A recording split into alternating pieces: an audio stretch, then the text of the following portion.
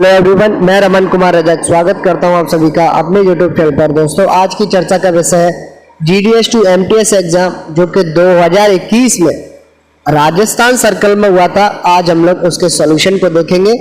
2021 के जो questions paper है एमटीएस के, उनका लेवल 2020 और 2022 के पेपर्स की तुलना में अच्छा है, यानी कि क्वेश्चन पेपर 2021 में जो पूछे गए थे वो कठिन है, इस बात का ध्यान रखें। और सेम टू सेम ऐसे पेपर 2023 में आ सकते हैं। कैसे आ सकते हैं कि पैटर्न बन रहा है कि 2020 में पेपर इजी था, 2021 में पेपर थोड़ा सा टफ था, 2022 में पेपर आपका इजी है, 2023 में आपका जो पेपर है थोड़ा सा टफ हो सकता है, इस बात का आप लोग ध्यान रखें। तो सबसे पहले देखें क्वेश्चन नंबर एक में बताया गया है कि प्रत्येक पत्र, पैकेट या पार्सल पर कम से कम की तारीख मोहर लगी होनी चाहिए। तो क्वेश्चन नंबर एक का आप लोग विशेष तौर से ध्यान रखें कि प्रत्येक लेटर, प्रत्येक पैकेट या पार्सल पर कम से कम 2 डाकघरों की तारीख मोहर लगी होनी चाहिए। इसलिए इस प्रश्न के लिए सही आंसर होगा वो होगा ऑप्शन नंबर ए। बात करें क्वेश्चन नंबर 2 की, 2 में पूछा गया है कि द पब्लिक, जनता को सलाह दी जाती है कि वे के बाहर सीलिंग वैक्स का उपयोग ना करें।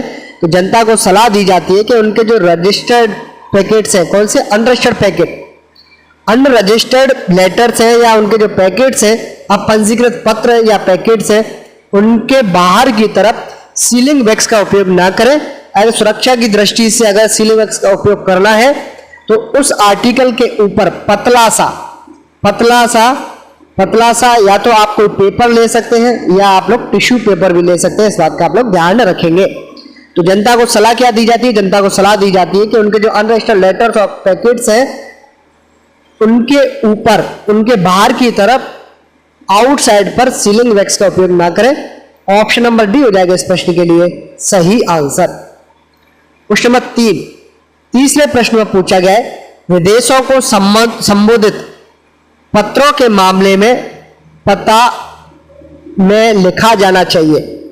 प्रश्न क्या पूछा गया है कि आपके जो आर्टिकल्स हैं वो फॉरेन कंट्रीज के लिए जा रहे हैं, विदेशी आपके आर्टिकल है, फॉरेन कंट्रीज के लिए अगर आपका आर्टिकल जा रहे हैं तो कस्टमर को सलाह क्या दी जाती है कि उनके एड्रेस कैसे लिखे जाने चाहिए। तो उनके जो एड्रेस हैं ऐसे आर्टिकल्स पर रोमन लैंग्वेज में आपको अक्षर लिखने हैं और अरबी में आपको अंक लिखने हैं, इस बात का आप लोग ध्यान रखेंगे। यानी कि ऑप्शन नंबर सी हो जाएगा इस प्रश्न के लिए सही आंसर। रोमन के लेटर्स हो सकते हैं और अरबिक के फिगर्स या डिजिट्स या न्यूमरल्स हो सकते हैं।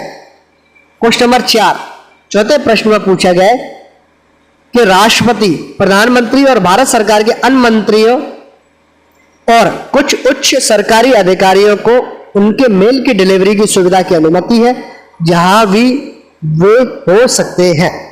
तो प्रश्न में पूछा गया है कि जो आपके भारत के राष्ट्रपति हैं, प्रेसिडेंट ऑफ इंडिया है, भारत के जो आपके राष्ट्रपति हैं या आपके प्रधानमंत्री हैं या भारत सरकार के अन्य कोई मंत्री है या आपके उच्च सरकारी अगर अधिकारी है तो उनकी जो डाक है, कोशिश करते हैं कि उनकी जो डाक की जो डिलीवरी है वो यथासंभव और जल्दी हो जाए। इसके लिए उनके लिए स्पेशल बैग्स बनाए जाते हैं और वो स्पेशल बैग्स कब बनाए जाते हैं? जब ऐसे अधिकारी या ऐसे मंत्री भारत में किसी भी जगह पर दौरे के लिए जाते हैं उस समय पर। तो वो कहां पर होते हैं? ऑप्शन नंबर ए देखें, भारत के भीतर दौरे पर होने चाहिए। ऑप्शन नंबर ए हो जाएगा इस प्रश्न के लिए सही आंसर। उनके लिए जो बैग बनाए जाते हैं वो स्पेशल बनाए जाते हैं। क्वेश्चन नंबर 5, 5वें प्रश्न में पूछा गया है कि यदि किराए की अवधि समाप्त होने के कितने दिनों के भीतर धारक द्वारा ताला और चाबी पोस्टमास्टर को नहीं सौंपी जाती है या उक्त अवधि के भीतर बॉक्स के किराए का नवीनीकरण नहीं किया जाता है तो जमा राशि जब्त कर ली जाएगी। सिंपली आपसे क्या पूछ रहा है कि ये आपका एक पोस्ट बॉक्स है, इसका किराया मान लेते हैं उसकी डेडलाइन ये है और आपको दोबारा से अगर पोस्ट बॉक्स लेना है तो यानी कि रिन्यूअल करवाना है, और रिन्यूअल नहीं करवाना है तो इसके लिए आपको ताला और जो चाबी है वो आपको सरेंडर करनी पड़ेगी। तो इसके लिए आपको कितना समय मिलता है, ग्रेस पीरियड कितना है, ये आपसे पूछा गया है। तो ये जो टाइम पीरियड है वो 15 दिन का होता है, यही आपसे प्रश्न पूछा गया है। अगर आप लोग इस 15 दिन के बाद में या 15 दिनों के भीतर अपना किराया रिन्यूअल नहीं करवाएंगे या ताला और चाबी को सरेंडर नहीं करते हैं तो आप लोगों ने जो सुरक्षा राशि जमा की है, सिक्योरिटी डिपॉजिट के तौर पर जो भी पैसा आप लोगों ने जमा कराया है वो जब्त कर लिया जाता है। दोनों प्रश्न पूछे गए हैं, इस बात का आप लोग ध्यान रखें। ऑप्शन नंबर सी हो जाएगा इस प्रश्न के लिए सही आंसर। बात करें क्वेश्चन नंबर 6 की। 6वें प्रश्न में पूछा गया है कि सरकारी अधिकारी और उनके कार्यालय के बीच आदान प्रदान किए गए नोट्स और आदेश या ड्राफ्ट पत्र और निष्पक्ष प्रतियों वाली कार्यालय फाइलें के विकल्प पर डाक द्वारा पत्र, पैकेट या पार्सल के रूप में भेजी जा सकती हैं। तो पूछा गया है कि कोई सरकारी अधिकारी है और उनकी कोई ऑफिस है, उनके बीच में अगर किसी लेटर का ट्रांसमिशन होना है, पैकेट या पार्सल का ट्रांसमिशन होना है, तो उस केस में जो डाक है वो आपकी पत्र के रूप में जाएगी या पैकेट के रूप में जाएगी या पार्सल के रूप में जाएगी। इसको कौन डिसाइड करेगा? इसको डिसाइड करेगा जो व्यक्ति इसको भेज रहा है, सेंडर की मर्जी से जाएगा। ऑप्शन नंबर ए हो जाएगा इस प्रश्न के लिए सही आंसर। क्वेश्चन नंबर 7वें प्रश्न में पूछा गया है निम्नलिखित में से कौन सा आधिकारिक डाक वस्तु के संबंध में गलत है? रॉन्ग क्या है ये आपसे पूछा गया है, इनकरेक्ट क्या है ये पूछा गया है। ऑप्शन नंबर ए देखें। ऑप्शन नंबर 1 में कि सेवा डाक टिकटों का उपयोग करने के लिए अधिकृत सरकारी अधिकारी द्वारा पोस्ट किए जाने पर आधिकारिक डाक वस्तु, चाहे डाक प्रीपेड है या नहीं, पर भारत सरकार की सेवा पर लिखा होना चाहिए। ये कहना चाह रहा है कि ऑफिशियल पोस्टल आर्टिकल है, इसको 2 लोग पोस्ट कर सकते हैं। एक कोई सरकारी कर्मचारी यानी कि सरकारी उच्च अधिकारी कर सकता है, और इसके अलावा अन्य जो लोग हैं, चाहे प्राइवेट लोग हैं, चाहे कोई संस्था का कोई प्रभारी है या प्रधान है यानी कि ऑथराइज है, तो वो लोग भी कर सकते हैं। तो 2 तरीके के लोग, पहला है गवर्नमेंट के ऑफिशियल, दूसरा है अन्य लोग। जब भी ऑफिशियल पोस्टल आर्टिकल सरकारी कर्मचारी भेजता है या अधिकारी भेजता है तो वो on India government service OIGS word का इस्तेमाल करता है। अन्य लोग यानी कि निजी लोग या अन्य कोई व्यक्ति भेजेगा तब वो लोग ऑन सर्विस वर्ड का इस्तेमाल करते हैं। इस बात का आप लोग ध्यान रखें, प्रश्न पूछे गए हैं। तो ऑप्शन नंबर ए आपका सही है। ऑप्शन नंबर बी देखें, सेवा डाक टिकटों का उपयोग करने के लिए अधिकृत अन्य सभी द्वारा पोस्ट किए जाने पर ऑन सर्विस लिखा जाना चाहिए। ऑप्शन नंबर बी बिल्कुल सही है। ऑप्शन नंबर सी देखें। अब आप लोग सी में कह रहा है कि निचले दाएं कोने पर, कंफ्यूजन यहीं से स्टार्ट हो गया कि निचले दाएं कोने में दर्ज किए जाने के लिए इस सब्सक्रिप्शन को हस्ताक्षर और आधिकारिक पदनाम द्वारा समर्थित होना चाहिए। कौन से सब्सक्रिप्शन की बात कर रहा है? तो वो बात कर रहा है ऑन इंडिया गवर्नमेंट सर्विस या ऑन सर्विस की बात कर रहा है। जब भी ऐसे वर्डों का इस्तेमाल डाक वस्तु पर किया जाता है यानी कि टॉप पर किया जाएगा, यहां पर किया जाएगा, तब जो प्रेषक है वो अपना नाम यहां लिखेगा। कहां पर? जिस तरफ पता है उसका जो लेफ्ट हैंड साइड का जो नीचे वाला कॉर्नर है, निचले दाएं कोने पर नहीं, निचले बाएं कोने पर करना है। यही ऑप्शन गलत है, यानी कि ऑप्शन नंबर सी हो जाएगा इस प्रश्न के लिए सही आंसर। यहां पर राइट हैंड कॉर्नर की बजाय क्या होना चाहिए था? लेफ्ट हैंड कॉर्नर होना चाहिए था। लेफ्ट हैंड का जो नीचे वाला जो कॉर्नर है वो होना चाहिए था। इस बात का आप लोग ध्यान रखेंगे। क्वेश्चन नंबर 8वें प्रश्न में पूछा गया अंतर्देशीय डाक के प्रसारण के निषेध के संबंध में निम्नलिखित में से कौन सा गलत है? यानी कि प्रोहिबिटेड से संबंधित प्रश्न पूछा गया कि जो प्रोविजंस है आपके, निषेध है, आपसे 2 शब्द अगर आपको मिले, एक तो आपको मिले नॉट परमिटेड यानी कि जिसकी अनुमति नहीं है, और या आपको एक शब्द मिले प्रोहिबिटेड, दोनों के मीनिंग एक ही है। दोनों का मीनिंग क्या है? निषिद्ध, यानी कि नॉट परमिटेड अनुमति नहीं है, इनका मीनिंग यह होता है। इस बात का ध्यान रखें। पूछा क्या गया? Provisions of transmission of inland post यानी कि प्रसारण के निषेध के संबंध में गलत पूछा जा रहा है। ऑप्शन नंबर 1 देखें सबसे पहले आप लोग, ऐसी वस्तु जो कुछ समय के लिए लागू किसी अधिनियम के उल्लंघन में भेजा जाता है अंतर्देशीय डाक के माध्यम से संचारण के लिए निषिद्ध है। यह बात बिल्कुल सही है कि कोई डाक ऐसी भेजी जा रही है जो कि उस समय के रूल्स एंड रेगुलेशंस को फॉलो नहीं करती है, उनके विरुद्ध में है, तो ऐसे आर्टिकल को डाक द्वारा नहीं भेज सकते हैं। ऑप्शन नंबर ए बिल्कुल सही है। ऑप्शन नंबर बी देखें, बी में है कि कोई भी विस्फोटक, ज्वलनशील, खतरनाक, गंदी, हानिकारक या हानिकारक पदार्थ अंतर्देशीय डाक के माध्यम से संचरण के लिए निषिद्ध है। बात बिल्कुल सही है कि एक्सप्लोजिव हो, विस्फोटक हो, इनफ्लेमेबल हो यानी कि ज्वलनशील हो, जिसको जल्दी से आग पकड़े, या कोई डेंजरस सामान है, या कोई फिल्दी या नॉक्सियस हो यानी कि जहरीला कोई पदार्थ है, ये सारी जो आर्टिकल्स है इनको भी हम लोग बाई पोस्ट नहीं भेज सकते हैं। ऑप्शन नंबर बी भी बिल्कुल सही है। ऑप्शन नंबर सी देखें, सी में है कि कोई भी नुकीला उपकरण जो ठीक से संरक्षित नहीं है अंतर्देशीय डाक के माध्यम से संचरण के लिए निषिद्ध है। ये बात बिल्कुल सही है कि आपके पास में कोई नुकीली धार वाला कोई औजार है और इसको सही ढंग से प्रोटेक्ट नहीं किया गया है, संरक्षित नहीं किया गया, कवर्ड नहीं किया गया, तो ऐसे आर्टिकल्स को भी हम लोग बाई पोस्ट नहीं भेज सकते। इस बात का भी ध्यान रखें। ऑप्शन नंबर ए सही है, बी सही है, सी सही है। अब देखिए डी को, डी में है कि सोने का सिक्का या बुलियन या दोनों जिनका मूल्य 1 लाख रुपए से अधिक है अंतर्देशीय डाक के माध्यम से संचरण के लिए निषिद्ध है। यह बात बिल्कुल गलत है। 1 लाख के लिए की जो लिमिट यहां दी हुई है इसका मतलब है 20,000। ये जो लिमिट है वो कितने की लिमिट है, वो 20,000 से ज्यादा की नहीं होनी चाहिए। इस बात का आप लोग ध्यान रखें। यही स्टेटमेंट आपका गलत है। ऑप्शन नंबर डी हो जाएगा इस प्रश्न के लिए सही आंसर। क्वेश्चन नंबर 9 के बारे में बात करें। 9 में पूछा गया कि महाराष्ट्र, केरल और उड़ीसा के बीच किसी भी स्थान से भारत के किसी भी राज्य में किसी भी स्थान पर पत्र और नमूना पैकेट के माध्यम से केले का संचरण प्रतिबंधित है क्योंकि के रूप में जाने वाला विनाशकारी रोग होने का खतरा है। तो ये सिंपली लोकल प्रोविजंस है।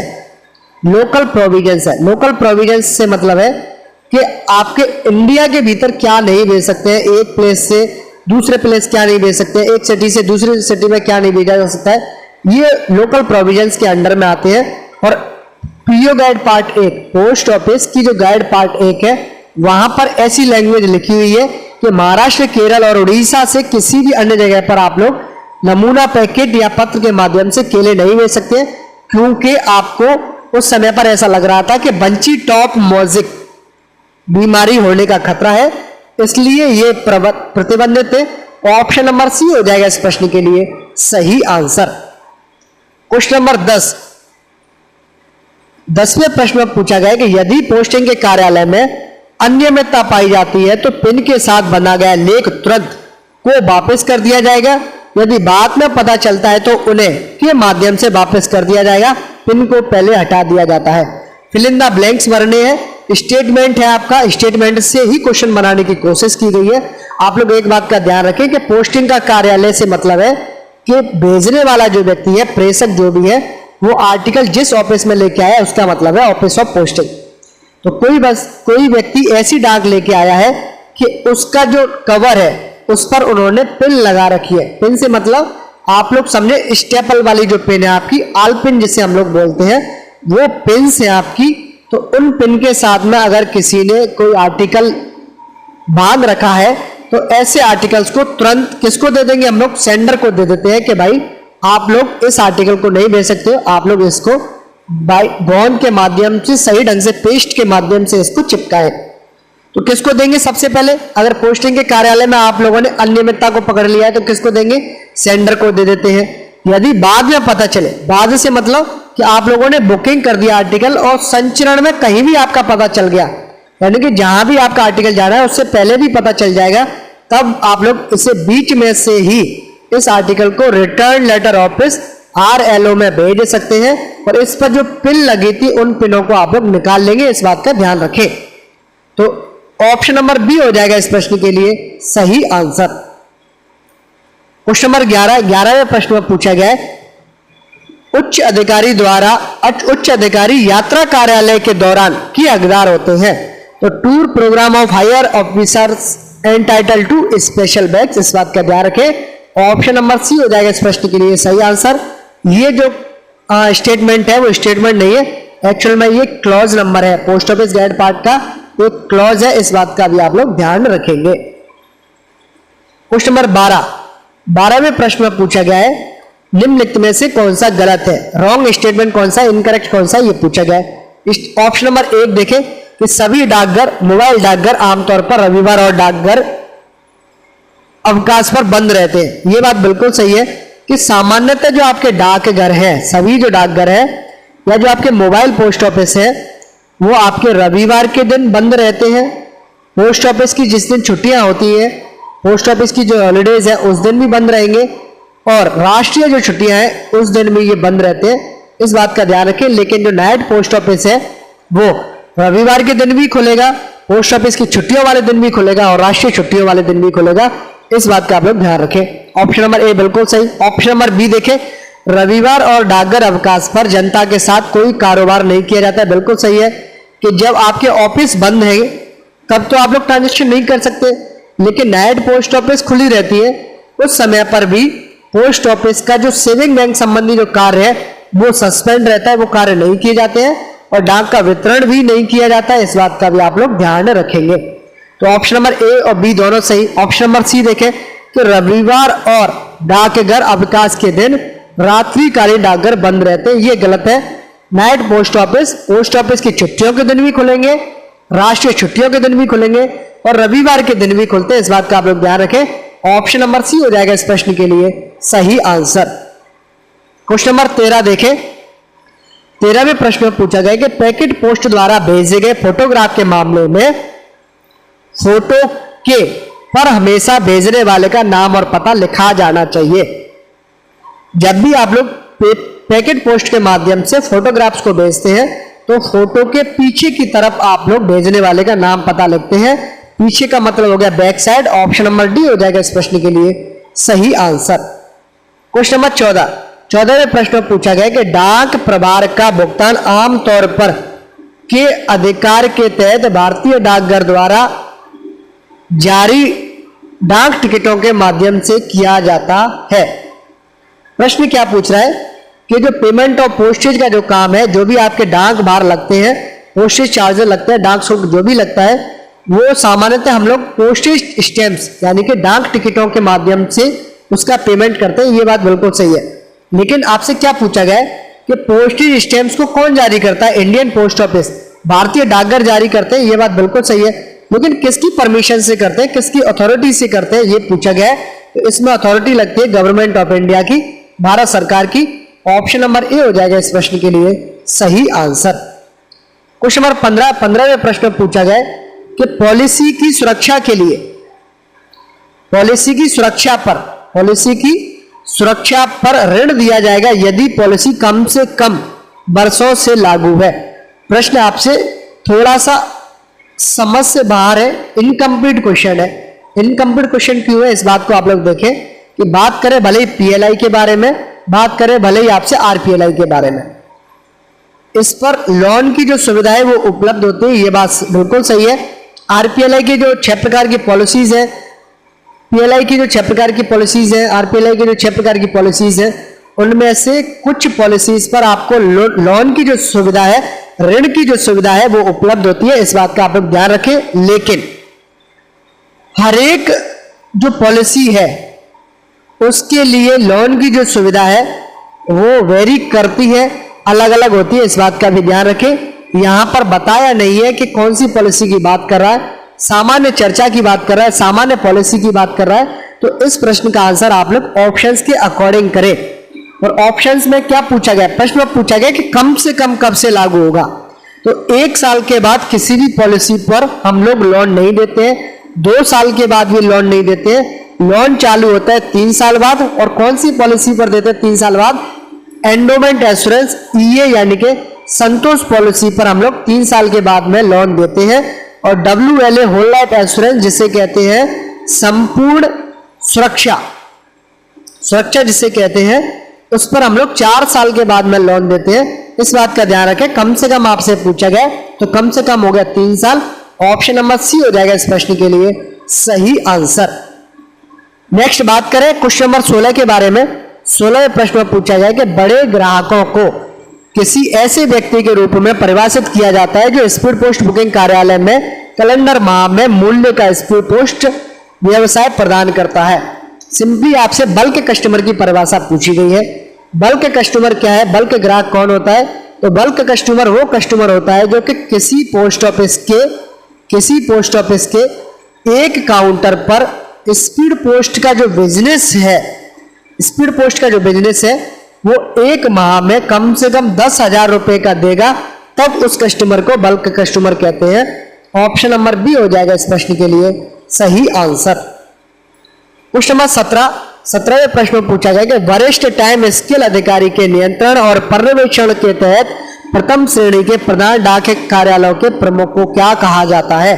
तो एक बात आप लोग ध्यान रखें कि जो आपकी फर्स्ट क्लास की जो एचओ है, प्रथम श्रेणी की जो आपकी हेड ऑफिस है एचओ है, इसके मुखिया को आप लोग चीफ पोस्ट मास्टर भी कहते हैं, चीफ पोस्ट मास्टर भी कहते हैं।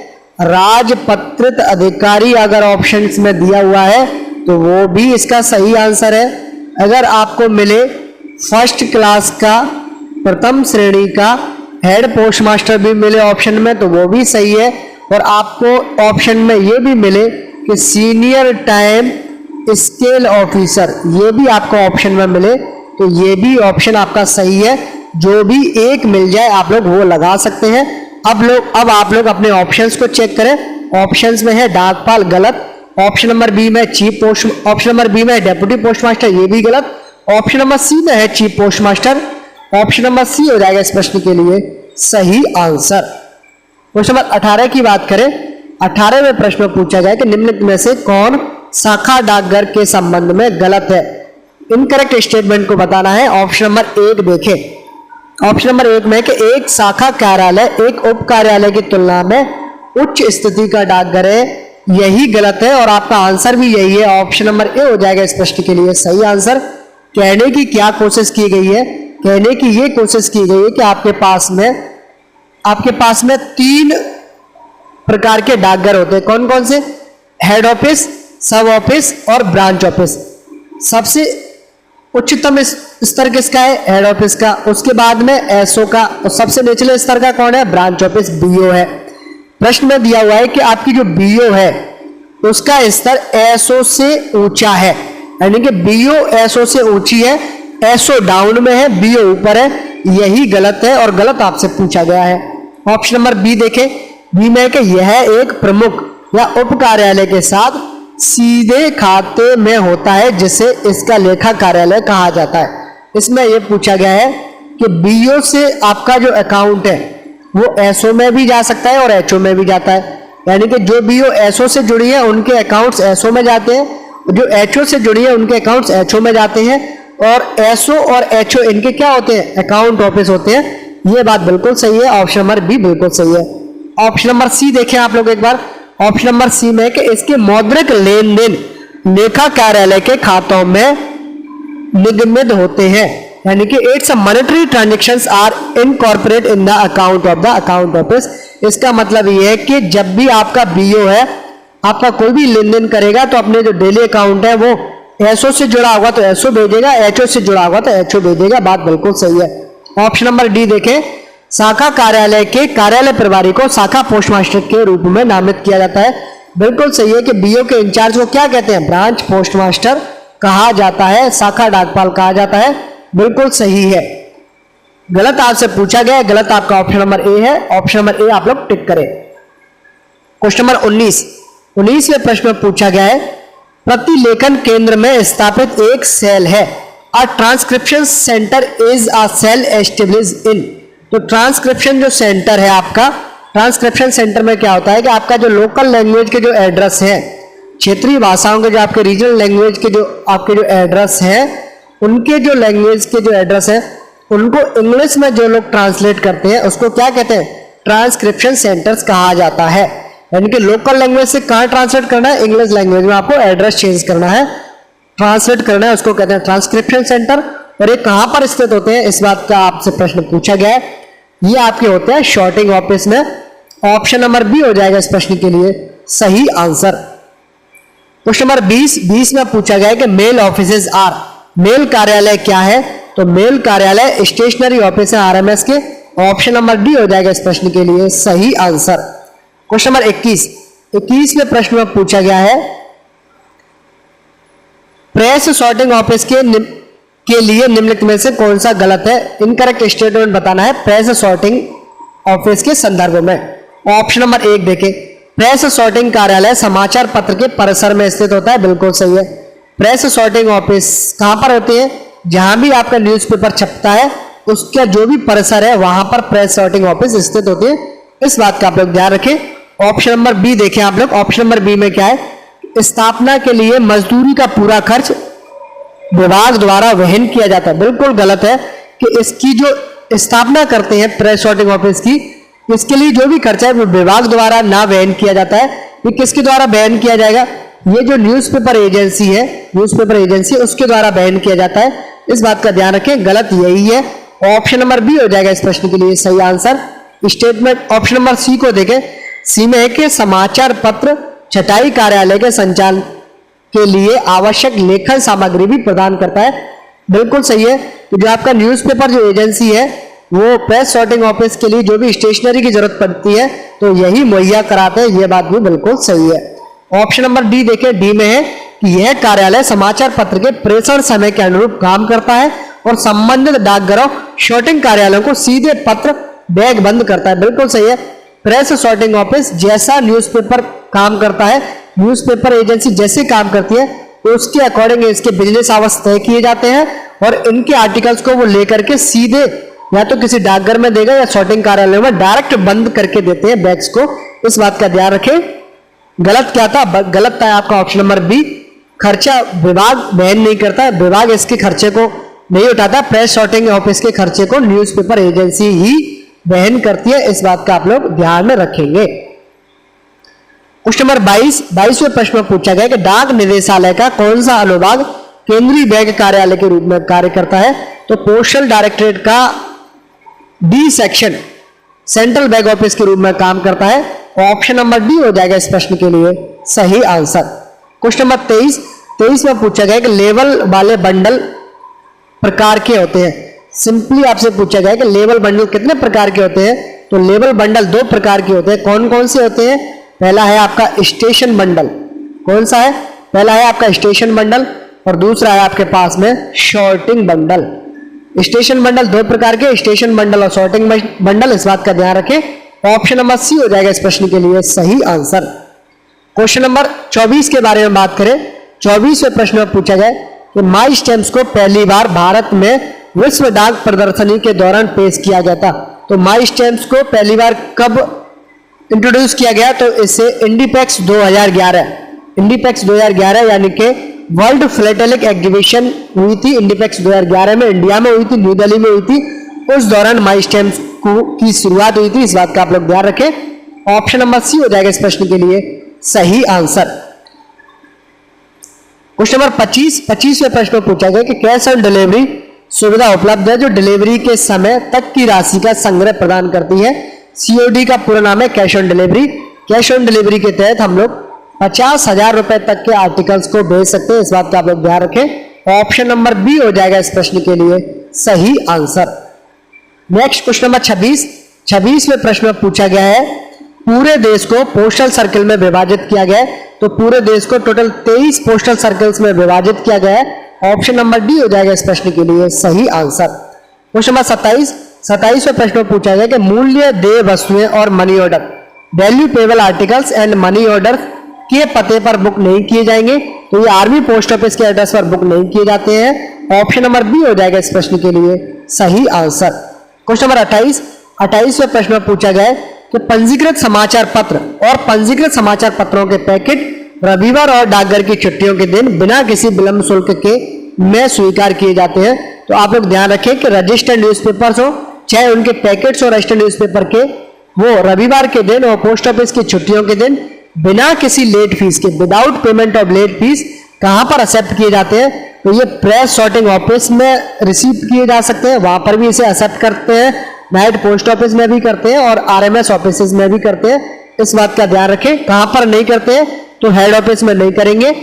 ऑप्शन नंबर में कहां करते हैं ये पूछा गया है, तो press sorting office, RMS office और रात्रिकालीन डाकघर नाइट पोस्ट ऑफिस यानी कि ए और सी ऑप्शंस में करते हैं, यानी कि ऑप्शन नंबर डी हो जाएगा इस प्रश्न के लिए सही आंसर, इस बात का आप लोग ध्यान में रखेंगे। क्वेश्चन नंबर 29 में पूछा गया कि विदेशी आदेश भारतीय डाक टिकट ब्यूरो में निष्पादित किए जाते हैं, यानी कि जो आपके डाक डाक टिकट इकट्ठा करने के जो ऑर्डर्स है, यानी कि जो फिलेटेलिक से संबंधित आपके जो विदेशी जो ऑर्डर्स है, ओवरसीज के जो ऑर्डर्स है, वो बॉम्बे जो जीपीओ से एग्जीक्यूट होते हैं। इस बात का आप लोग ध्यान रखें। ऑप्शन नंबर सी हो जाएगा इस प्रश्न के लिए सही आंसर।